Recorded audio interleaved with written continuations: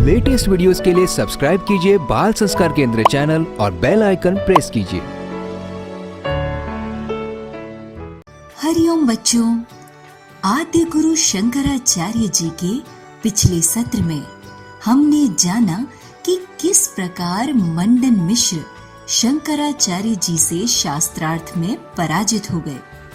श्रद्धालु दर्शकों ने शंकराचार्य जी की जय जयकार से शास्त्रार्थ स्थल गुंजा दिया। जब मंडन मिश्र शास्त्रार्थ में पराजित हो गए, तब आचार्य शंकर ने उन्हें बताया कि उनकी भेंट कुमारिल भट्ट से हुई थी। मंडन मिश्र कुमारिल भट्ट को अपना गुरु मानते थे। आचार्य शंकर ने उन्हें बताया कि कुमारिल भट्ट ने झूठी प्रतिज्ञा के दोष से प्रायश्चित करने के लिए स्वयं को अग्नि में समर्पित कर देह त्याग कर दिया है और उन्होंने अपनी अंतिम इच्छा यह बताई कि मैं तुम्हें अपना शिष्य बनाऊं, जिससे वेदांत के मार्ग पर तुम्हारी उन्नति हो। अपने गुरु के बारे में सुनकर मंडन मिश्र जी उदास हो गए।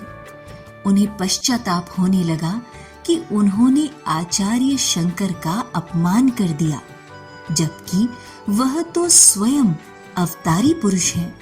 उन्होंने आचार्य शंकर से क्षमा याचना की और उनके चरणों में प्रार्थना की कि आचार्य, अब आप मुझे शिष्य रूप में स्वीकार कीजिए और शास्त्र विधि अनुसार सन्यास की दीक्षा दीजिए। आप मेरे उद्धार के लिए ही यहाँ पधारे हैं। संत मुक्ति के पूरिया 300 करिए प्यार, कुंजी उनके हाथ है, सुंदर खोलहि द्वार। पूज्य गुरुदेव का स्मरण करते हुए शुरू करते हैं आज का बाल संस्कार केंद्र। कीर्तन।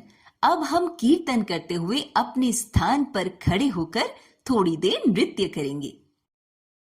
मंगल मंगल नाम हरि ओम, पावन पावन नाम हरि ओम, दिलों का दुल्हरा नाम हरि हरि ओम, कली का किनारा नाम हरि हरि ओम, पतित पावन नाम हरि हरि ओम, प्रेम से बोलो प्यारा नाम हरि हरि ओम, दिल से बोलो दुल्हरा नाम हरि हरि ओम, कली का किनारा नाम हरि हरि ओम, हरि ओम हरि ओम हरि ओम हरि ओम।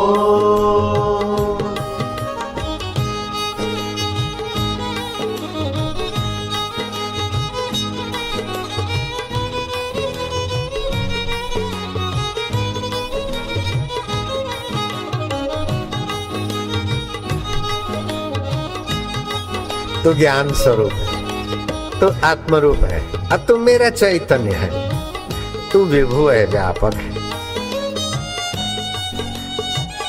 हर तरंग पानी, ऐसे हर जीवात्मा परमात्मा का अमृत पुत्र है।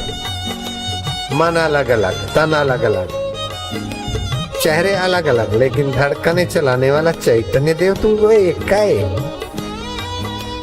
जय सिया राम, जय जय सिया राम, जय मेरे राम प्यारे, जय जय सिया राम, जय जय सिया हरि हरि ओम, हरि ओम हरि ओम, हरि ओम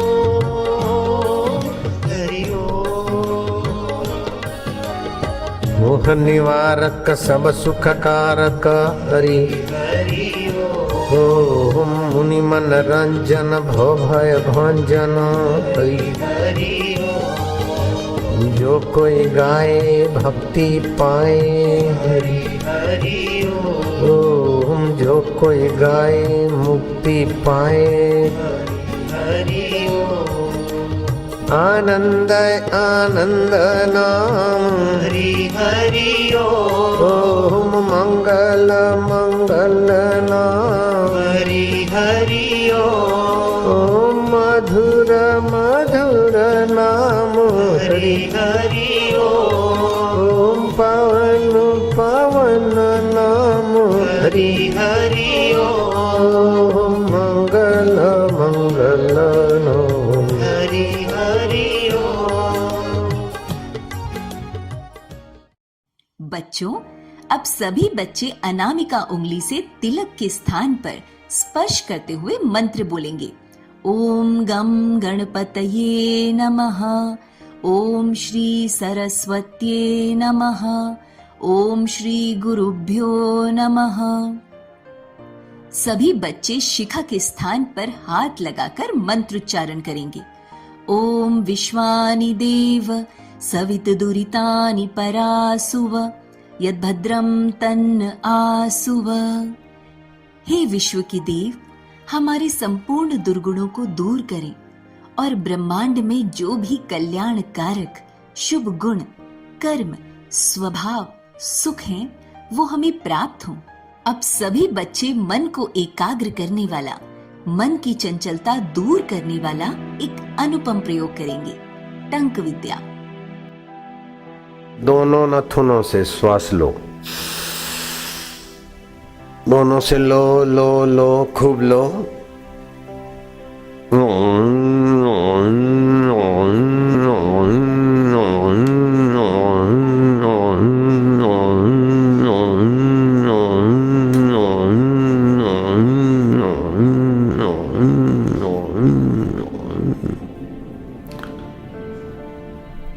एक बार हुआ, ऐसा 2 बार करना है बस। फिर से लो।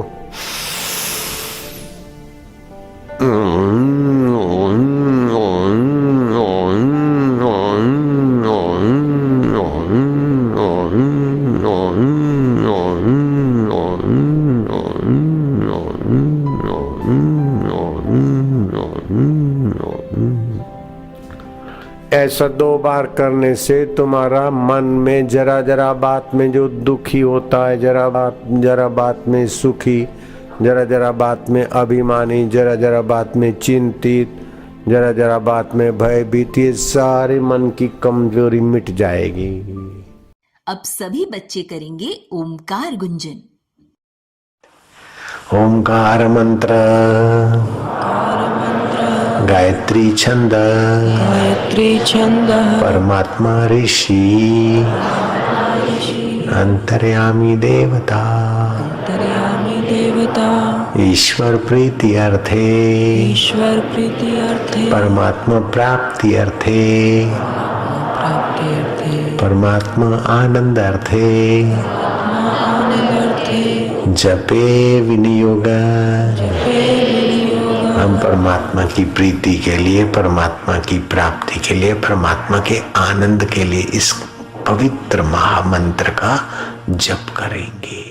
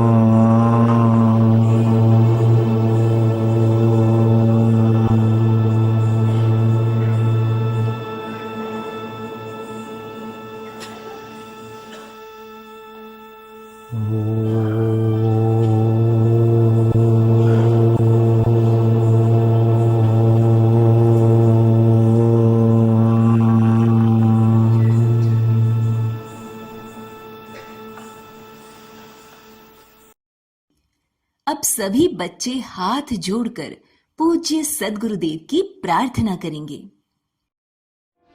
गुरुर्ब्रह्मा गुरुर्विष्णु गुरुर्देवो महेश्वरः गुरुर्साक्षात् परब्रह्म तस्मै श्री गुरवे नमः। ध्यानमूलं गुरुर्मूर्ति पूजामूलं गुरुर्पदं मन्त्रमूलं गुरुर्वाक्यं मोक्षमूलं गुरुर्कृपा।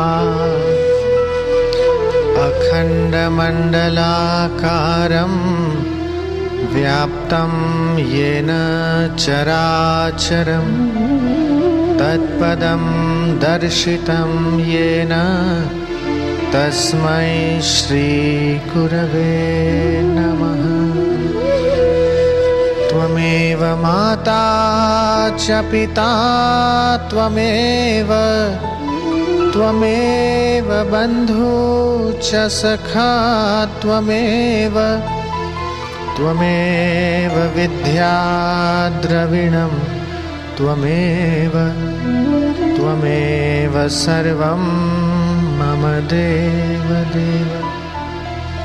ब्रह्मानन्दं परमसुखदं केवलं ज्ञानमूर्ति द्वन्द्वातीतं गगनसदृशं तत्त्वमस्यादिलक्ष्यम् एकं नित्यं विमलमचलं सर्वधी साक्षिभूतं भावातीतं त्रिगुणरहितं सद्गुरुं तं नमामि।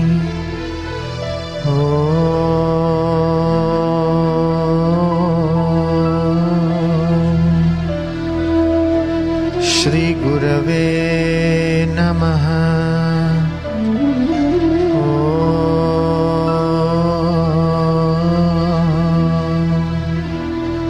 श्री गुरवे नमः। बच्चों, अब हम सब त्राटक करेंगे। त्राटक से हमारी एकाग्रता और याद शक्ति बढ़ती है।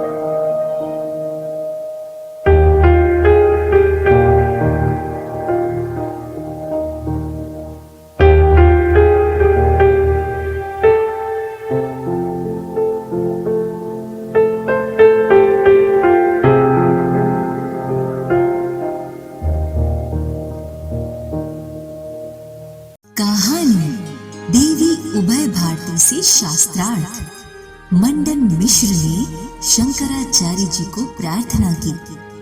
आचार्य, मुझे शास्त्र विधि अनुसार सन्यास की दीक्षा दीजिए।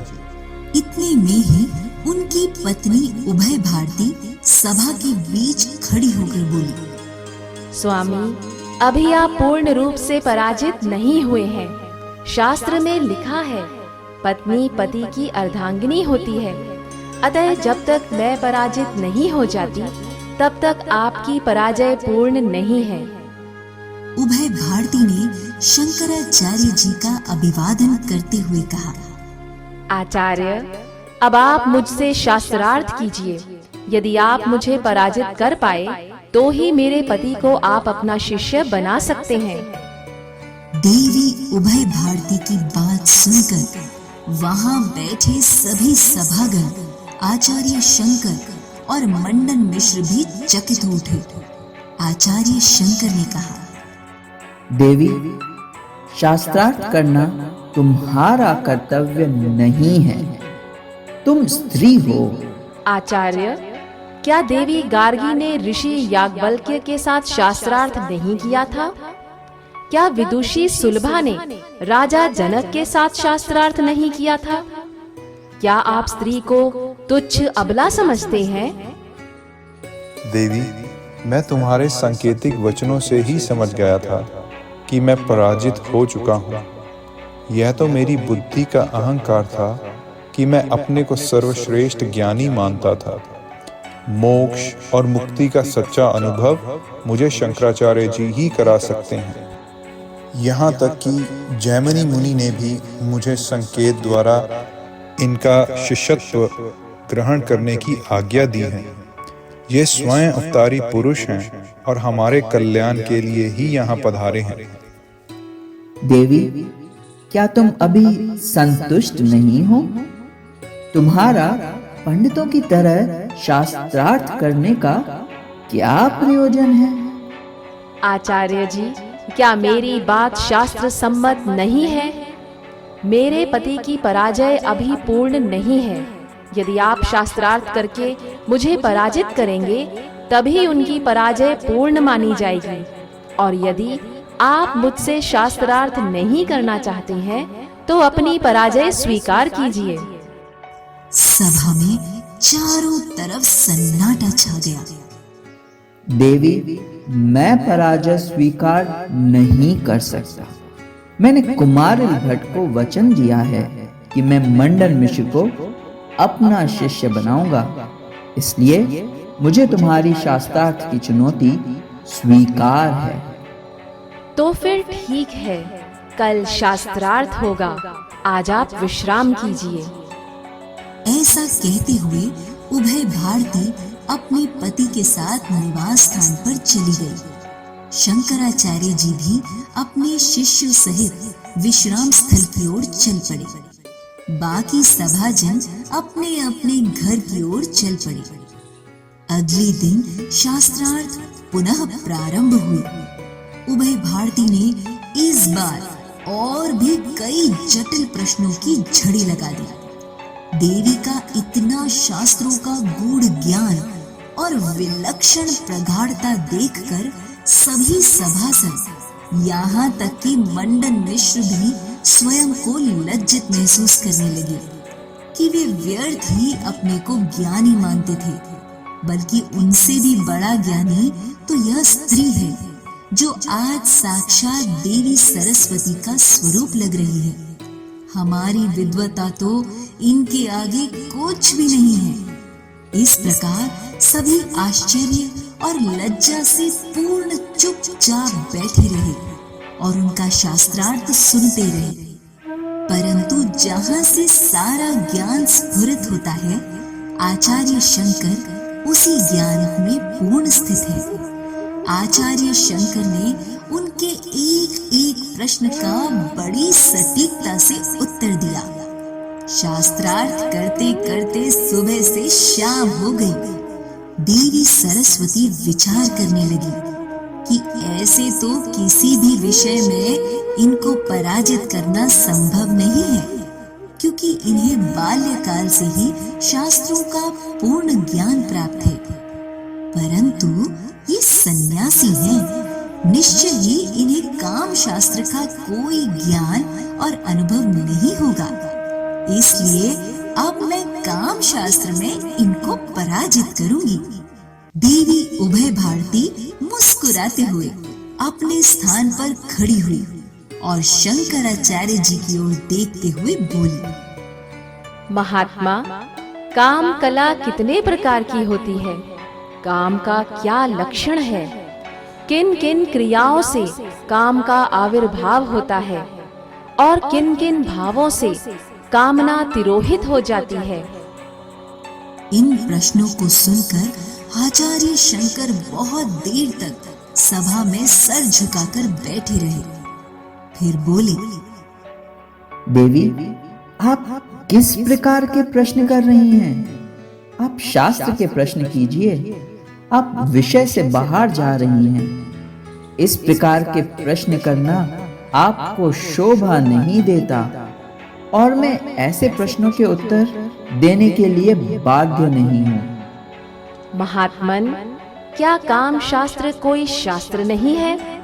अथवा क्या आप जितेंद्रिय नहीं हैं?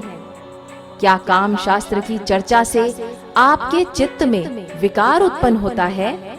यदि ऐसा है तो मैं ये समझूंगी कि अभी आप तत्व ज्ञान में पूर्ण प्रतिष्ठित नहीं हुए हैं और आप मेरे पति के गुरु होने योग्य नहीं हैं।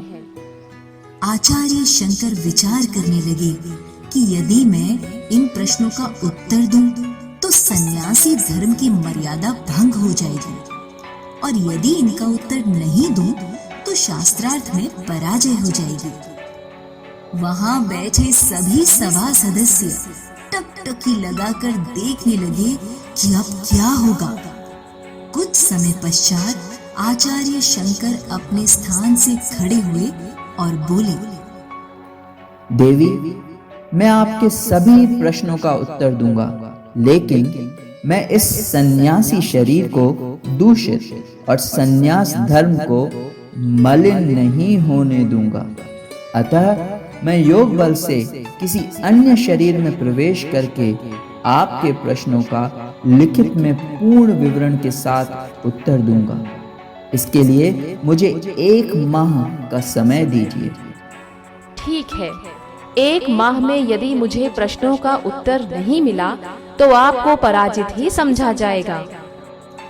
यह कहते हुए उभय भारती ने शास्त्रार्थ समाप्त करने की घोषणा कर दी।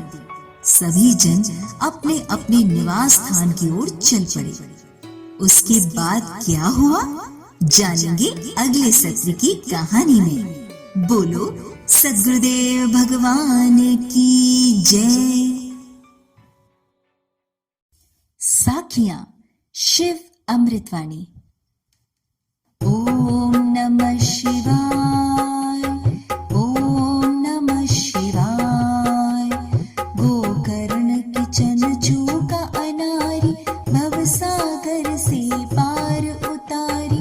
अनुसूया ने किया आराधन, टूटे चिंता के सब बंधन। बेल पत्तों से पूजा कर चंडाली, शिव की अनुकंपा हुई निराली। मारकंड की भक्ति है शिव, दुर्वासा की शक्ति है शिव। राम प्रभु ने शिव आराधा, सेतु की हर टल गई बाधा। धनुष बाण था पाया शिव से, बल का सागर आया शिव से। श्री कृष्ण ने जब था ध्याया, 10 पुत्रों का वर था पाया। हम सेवक तो स्वामी शिव है, अनहद अंतर्यामी शिव है। दीन दयालु शिव मेरे, शिव के रहियो दास। घट घट की शिव जानते, शिव पर रख विश्वास।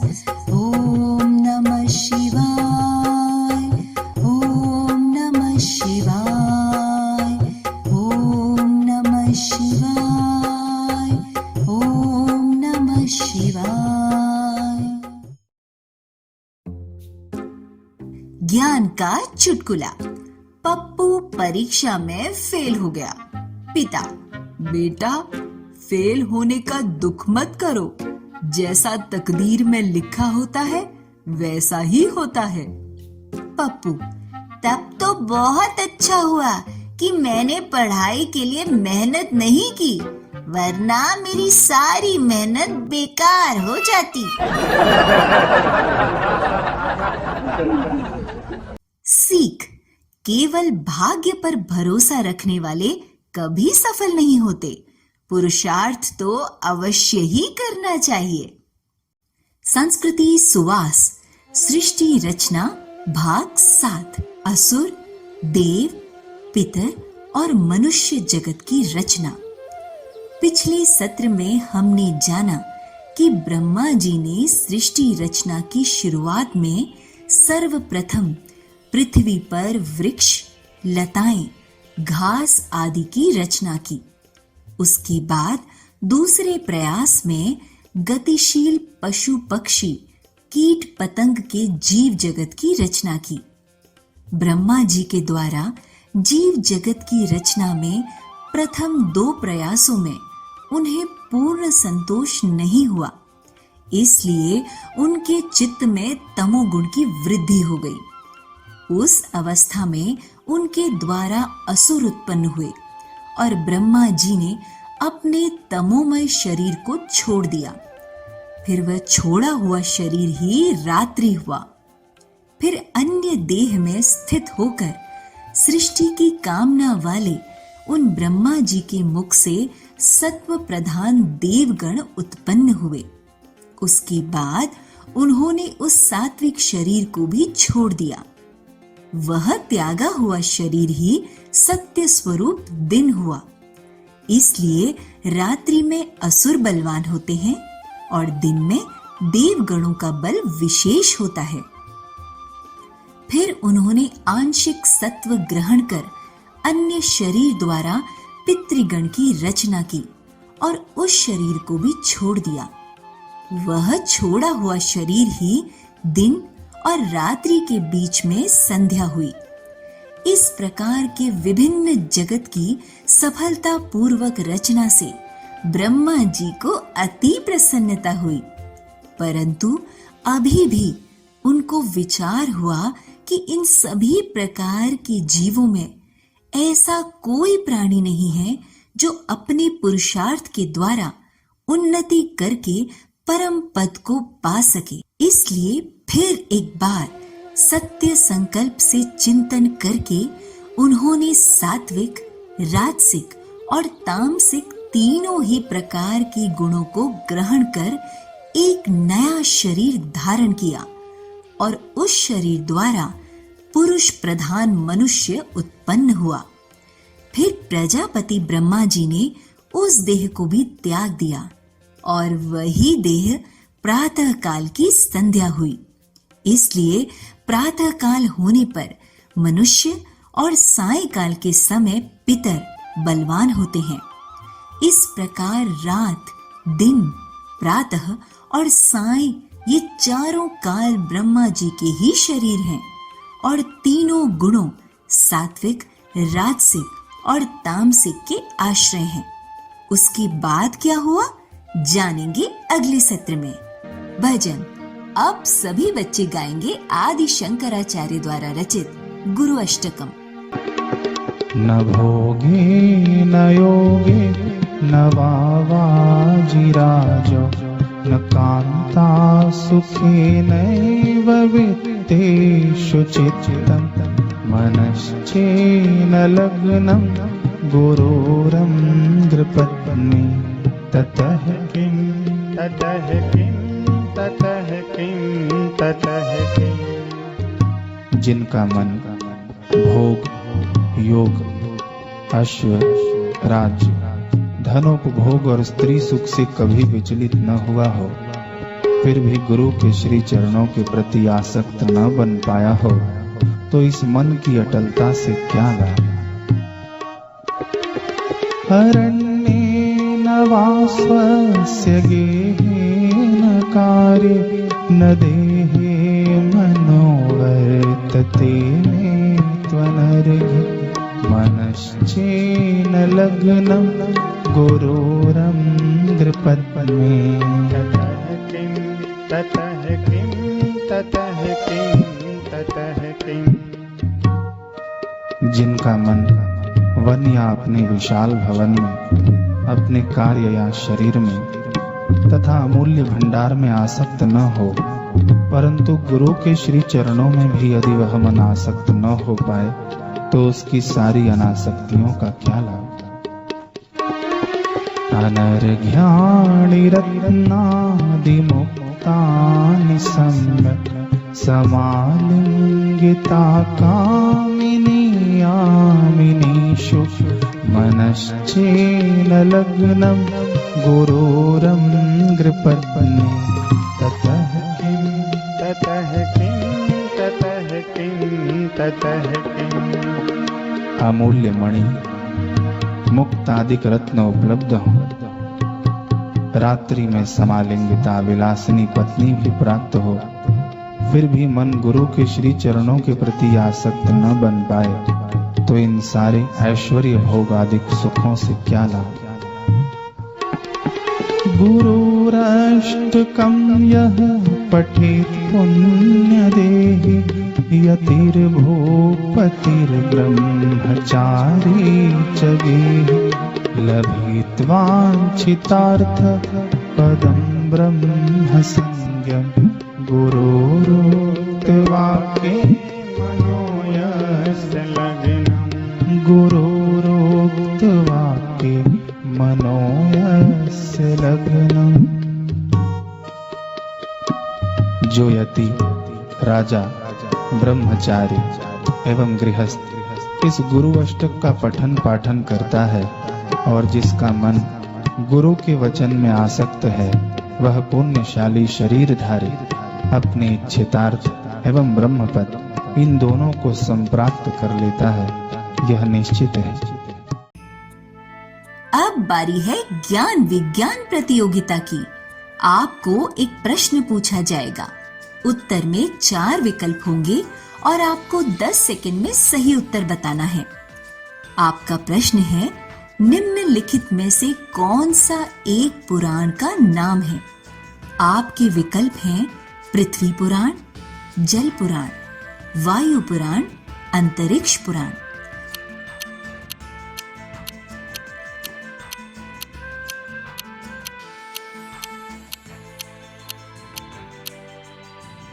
प्रश्न का सही उत्तर आपको सत्र के अंत में बताया जाएगा। क्या करें क्या न करें, क्रोध पर नियंत्रण कैसे पाएं? जिन्हें बार बार अधिक गुस्सा आता हो तो एक कटोरी में जल लेकर उसमें देखते हुए ओम शांति शांति शांति ओम इस प्रकार 21 बार जप करें और वह जल पी लें तो क्रोधी स्वभाव बदल जाएगा। जब क्रोध आए तो उस समय अपना चेहरा आईने में देखने से भी क्रोध भाग जाएगा। सुबह नींद में से उठते ही बिस्तर पर बैठ के ललाट पर तिलक करने की जगह पर अपने सद्गुरु या इष्ट का ध्यान करें। बाद में संकल्प करते हुए एवं यह मंत्र बोलते हुए क्रोध की मानसिक रूप से अग्नि में आहुति डालें। ओम क्रोधम जुहोमि स्वाहा। 1 नग आंवले का मुरब्बा रोज सुबह खाए व शाम को 1 चम्मच गुलकंद खाकर दूध पी ले। इससे पित्त जनित क्रोध पर नियंत्रण पाने में सहायता मिलेगी। शुक्रवार व रविवार को आंवले का सेवन न करें।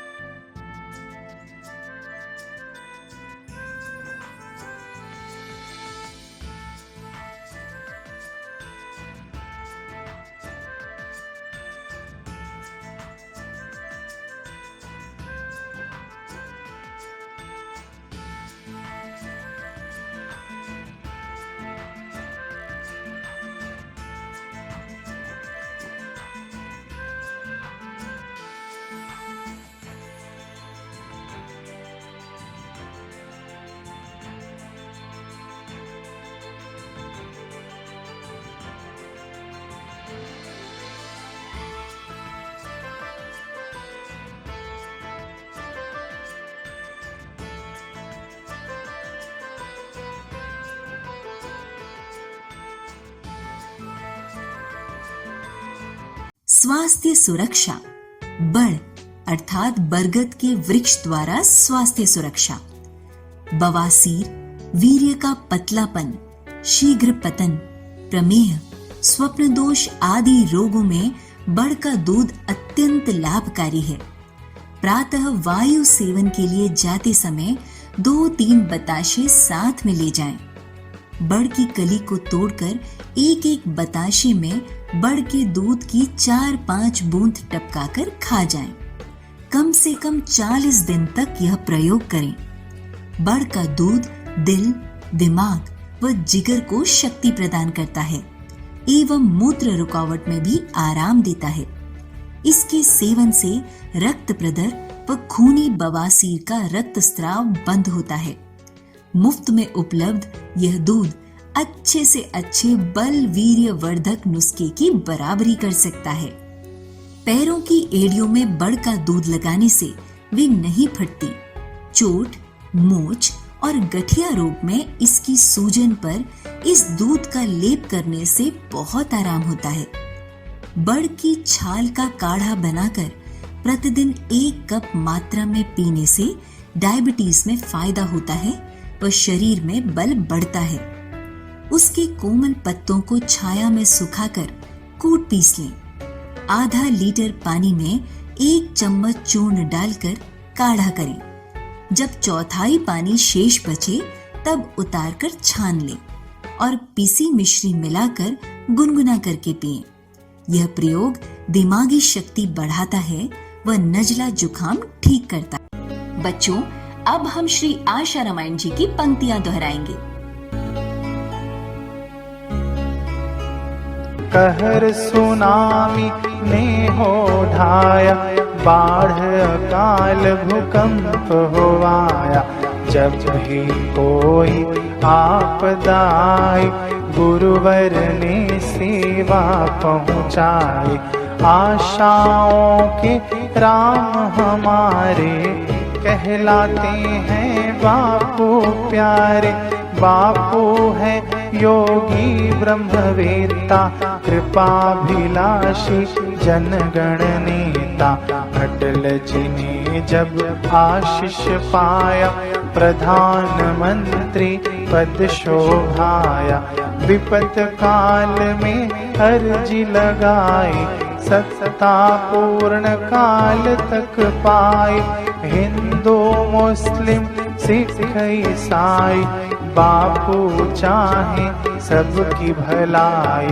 कितनों को सन्मार्ग दिखाया, प्रभु प्रेम आनंद बरसाया।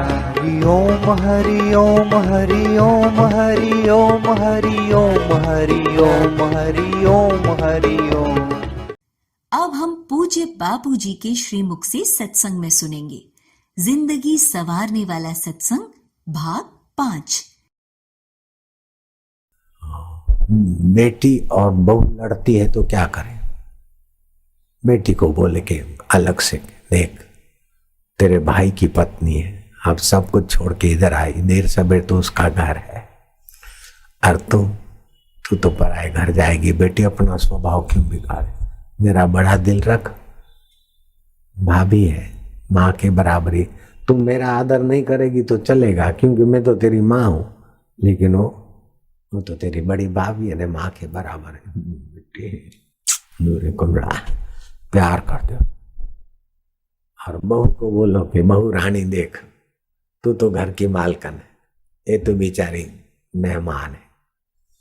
अब इसके मन को तू जीत ले, थोड़े दिन में तो जाएगी, 1 साल 2 साल 4 साल की मेहमान है। क्यों कर अपना स्वभाव बिगाड़े? ये तो पराए घर जाएगी, ये तो तेरा घर है। सासू अथवा ससुरा बहू को अलग से प्यार से समझाए और बेटी को अलग, झगड़े शांत हो। अगर ननंद घर में आई है, बाल बच्चे ले आई है और घर में झगड़ा हो गया, भाभी के छोरे और ननंद के छोरे लड़ते झगड़ते, तो काहे करो? भाभी को चाहिए कि ननंद के छोरों को ज्यादा प्यार करे, क्योंकि थोड़े दिन के लिए आई है, मेहमान है। अपने छोरे छोरियों को समझाए कि तो मेहमान है, बड़ा दिल रखो बेटे, अपने मेहमान है। और ननंद घर से जाती हो तो माँ उसको छुपा छुपा के रुपया पैसा गहना गैठा दे, तो बेटी बोले कि माँ तुम दोगी ने छुपा छुपा के तो चोरी का होगा। तुम बुढ़ापा क्यों खराब करो? भले चीज तुम्हारी है, लेकिन भाभी के हाथ से दो। तो भाभी को लगेगा कि मैंने दी, और मैं भी बोलूंगा कि मेरी भाभी मेरे को बहुत देती है, बहुत स्नेह करती है, तो भाभी का औदार्य खिलेगा। और नहीं तो तुम चोरी छुपी दोगे तो मेरा कब तक है? मेरे को तो तुम तो माँ बुरा मत मानना, तुम तो मैं मानो, देर सबेर तो मेरे को भाई के घर आना है तो भाभी से मिल के रहना पड़ेगा क्या? तो तुम जरा भाभी को आगे करके मेरे को कुछ जो देती हो तो दो न, तो हमारा प्रेम बना रहेगा, तो ननद भाभी का प्रेम हो जाएगा। एक लड़की की शादी हो गई और उसकी सास इतनी लुच्ची थी कि बाप रे बाप, वो अपनी दादी सास को बहुत दुख देती थी। दादी सास को तो फटी खटिया पे फेंक दिया, ठीकरे में खाना देवे, पुराना कपड़ा देवे और दिन भर मेणा मारे। और छोरी कमला ने देखा कि मेरी सासू तो अपनी सासू से बहुत बुरा व्यवहार करती, और मैं बोलूंगा कि दादी माँ से बुरा व्यवहार नहीं करो तो मेरे पीछे लग जाएगी। चल रही निगुड़ी, तू तो कल की आई है, तू तो छोरी है, मैं मेरे को क्या ज्ञान देती है? हे भगवान, मैं क्या करूं? राम ही केवल प्रेम प्यारा, जान सके कोई जान निहारा। भगवान ही हमको प्रेम करते हैं, भगवान को पुकारते न, जैसे बच्चा माँ को पुकारे न, ऐसे आप राम, तो भगवान समझेंगे मुझे पुकारता है। ओम हरि ओम, अंदर से भगवान खुश हो। फिर शांत हो जाओ तो आपकी बुद्धि में भगवान अपना योग दे देंगे, समझ दे देंगे। कमला की समझ आई कि दादी सासू के पास रहने लगे, उसको पंखा आके उसके पैर दबावे। तो सासू ने देखा कि तू मेरी बहू होकर ये डोकरी के पास क्यों बैठती, मेरे पास क्यों नहीं बैठती? बोले सासू जी, मैं आपके पास बैठती हूँ, थोड़ा बैठती हूँ, उधर जरा ज्यादा बैठती हूँ। मेरे माँ बाप ने कहा कि जितने बूढ़े बुजुर्ग हैं उनसे बहुत कुछ सीखने को मिलता है। अपनी उम्र वालों के साथ बैठते ने तो काम विकार की बातें होती, किसी की निंदा होती, किसी की ईर्ष्या होती, पाप बढ़ता है। और बड़ों के सामने बैठते तो मर्यादा और संयम बढ़ता है, और एकदम बूढ़े बुजुर्गों के सामने बैठते तो धर्म बढ़ता है। तो सासू जी, तुम तो जीवन भर हो, दादी माँ तो कब चली जाए, तो मैं तो जरा धर्म लाभ कर लूं और आप और हम दोनों बैठा करें। बोले मैं नहीं बैठती डोकरी के सामने, तेरे को क्या मिलता है? बोले इस घर की रीत रिवाज सीखने को मिलेगा दादी माँ से। अच्छा, तो ठीकरे क्यों इकट्ठा करते हैं? कि इस घर की रीत रिवाज सीख रहे हूं। तो सासू जी, तुम अपनी सासू को ठीकरे में देती हो, तो तुम भी जब बूढ़ी हो जाओगी और मैं भी जरा बड़ी उम्र की हो जाऊंगी तो मेरा भी कर्तव्य है कि आपको ठीकरे में भोजन दूं। अरे बोले नहीं नहीं, मैं तो थाली कौन मांजे इस डोकरी की, इसलिए ठीकरे में देती। बोले तो थाली तो मैं मांज लूंगी सासू जी, आपके नाम से मैं ही थाली मांज लूँ। बोले अच्छा, थाली तू मांज लेना, थाली में देना, ठीकरे में नहीं देना, नहीं तो मेरे को भी ठीकरे में खाना पड़ेगा। फिर पुराने कपड़े इकट्ठे करने लगी। बोले पुराने कपड़े क्यों इकट्ठे करते? बोले तुम आप सासू जी बुरा मत मानो, मैं ऐसा जानती हूँ कि इस घर में जो बूढ़ी डोकरी हो जाए उसको फटी खाट, फटी चादर, फटे कपड़े, ठीकरे में भोजन, ऐसा कोई रिवाज होगा। बोले नहीं नहीं, ऐसा रिवाज नहीं है, ऐसा रिवाज नहीं, तू तो अच्छा दिया कर।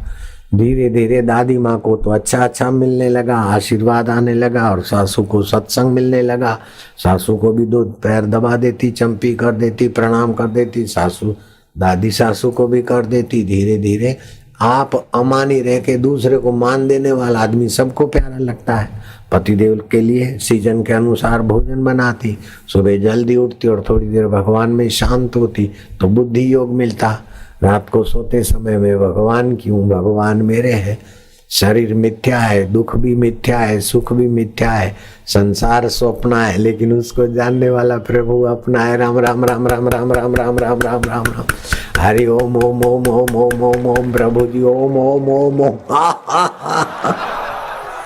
ऐसा खुशी करके सोती थी। फिर सोते समय श्वास अंदर जाए तो गुरु ने बताया था राम, बाहर आए तो एक, श्वास अंदर जाए तो शांति, बाहर आए तो एक। तो भगवान का नाम और शांति से उसका हृदय पवित्र हो गया, उसकी आंखों से पवित्रता, उसकी वाणी से पवित्रता, उसके कर्म से पवित्रता। घर के लोग तो वो कमला बहू के भगत बन गए। ससुरा भी उसका आदर करे, सासू भी आदर करे, दादी सासू और पति भी उसकी इज्जत करे। अड़ोस पड़ोस की माइयों में बोले ये तो लड़की नहीं है, अरे ये तो कोई देवी है। अरे बोले मैं तो देवी बेवी कुछ नहीं हूँ, मैं तो गुरु महाराज का सत्संग सुनने गई थी। जिससे दूसरे को मान देकर दूसरे का दिल प्रसन्न करो तो वही भगवान की पूजा है। बाकी बड़ा पीर और छोटा पीर और ये सब अपने को फंसाना नहीं है। जिसको सासू में भगवान नहीं दिखे, ससुरा में भगवान नहीं दिखे, पुत्र में भगवान नहीं दिखे, पति में भगवान नहीं दिखे, पड़ोसी में भगवान नहीं दिखे, उसको बड़ा पीर में अल्लाह कहाँ दिखेगा? वो तो गधे की हड्डियां पड़ी है क्या? ये सब कथा सुन सुन के मेरी अक्ल बढ़ गई तो मैं बुद्धि योग का आश्रय लिया। इसीलिए मेरे ये सब सत्संग की महिमा है। फिर तो अड़ोस पड़ोस की लड़कियां, अड़ोस पड़ोस की माइयां भी आके कमला के पास बैठे। शाम को रोज सत्संग मंडल बनाया, सत्संग करे, कीर्तन करे। जब मायके जाए तो मायके में सब बातें बनाए तो कई लड़कियां को अब माँ अपनी लड़कियां उसके पास भेजती कि देखो इसकी सासू कितनी लुच्ची थी, इसकी सासू भगत बन गई, दादी सासू का भला हो गया। तुम भी पराए घर जाओ तो हमको फरियाद मत करना। कैसी भी परिस्थिति आए दुख सहिष्णुता लाना ये तप हो जाएगा। भगवान को पाने की इच्छा रखना ये जिज्ञासा हो जाएगा। और भगवान का नाम लेना और भगवान के नाते कर्म करना ये कर्म योग हो जाएगा। तो पड़ोस पड़ोस के लोगों को कमला के सत्संग से अपने बेटियों को सुधारने का अवसर मिल गया, अपने बहुओं को सुधारने का अवसर मिल गया। आगे का सत्संग हम अगले सत्र में सुनेंगे। तैयार हो जाइए प्रश्नोत्तरी के लिए। मंडन मिश्र को पश्चाताप क्यों होने लगा? देवी उभय भारती ने ऐसा क्यों कहा कि उनके पति की पराजय पूर्ण नहीं है? इतिहास में किन किन स्त्रियों ने पुरुषों से शास्त्रार्थ किया था? आचार्य शंकर देवी उभय भारती के प्रश्नों का उत्तर क्यों नहीं दे पाए? शास्त्रार्थ का समापन किस शर्त पर हुआ? ब्रह्मा जी ने देव जगत की रचना किस प्रकार की? ब्रह्मा जी ने मनुष्य जगत रचना किस प्रकार की? ब्रह्मा जी के चारों देह कौन से काल बने? अधिक गुस्सा आता है तो उसे नियंत्रित करने का क्या उपाय है? बड़ के दूध का सेवन किस प्रकार लाभदायक है? आज की कहानी से हमें क्या शिक्षा मिलती है? आज के सत्संग से हमें क्या शिक्षा मिलती है? दीप ज्योति एवं आरती। सभी बच्चे अपने अपने स्थान पर आरती के लिए खड़े हो जाएंगे। शुभं करोति कल्याणं आरोग्यं सुख संपदां शत्रुबुद्धि विनाशाय दीपज्योति नमोस्तुते। दीपज्योति परब्रह्म दीपज्योति जनार्दन दीपो हरतु मे पापं संध्या दीपो नमोस्तुते।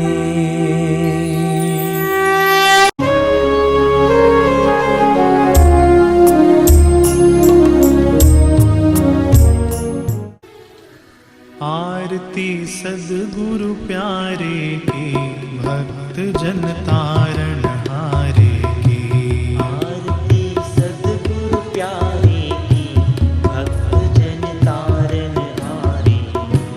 आरती सद्गुरु प्यारे की भक्त जन तारण हारे की। आरती सद्गुरु प्यारे की भक्त जन तारण हारे। छटा सद्गुरु की मन मोहे। छटा सद्गुरु की मन मोहे। नयन अमृत वर्षी सोहे। नयन अमृत वर्षी सोहे। ललित अति भाल मस्त है चाल। ललित अति भाल मस्त है चाल। कष्ट सब तारन हारे की।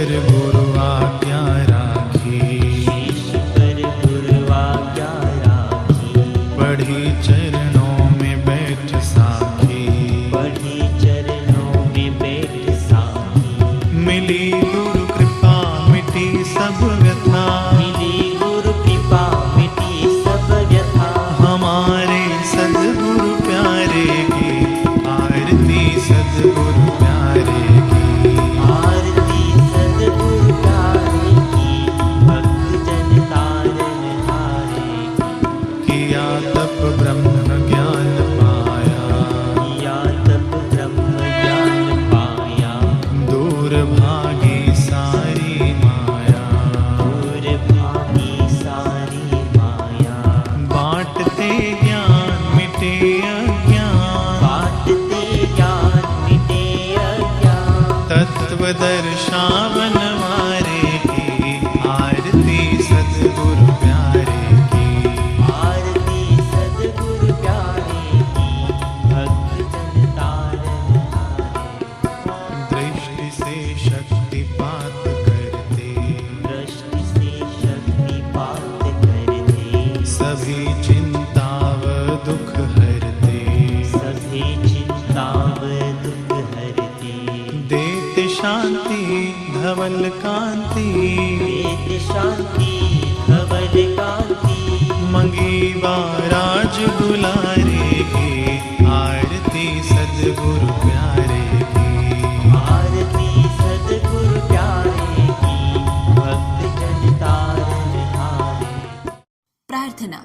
ओम असतो मा सद्गमय, तमसो मा ज्योतिर्गमय, मृत्योर्मा अमृतं गमय।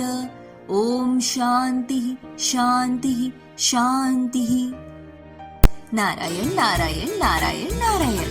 इसी के साथ हमारा आज का बाल संस्कार केंद्र संपन्न होता है। अगले सप्ताह फिर मिलेंगे बच्चों एक नए ज्ञानवर्धक विषय के साथ। तब तक के लिए हरि ओम।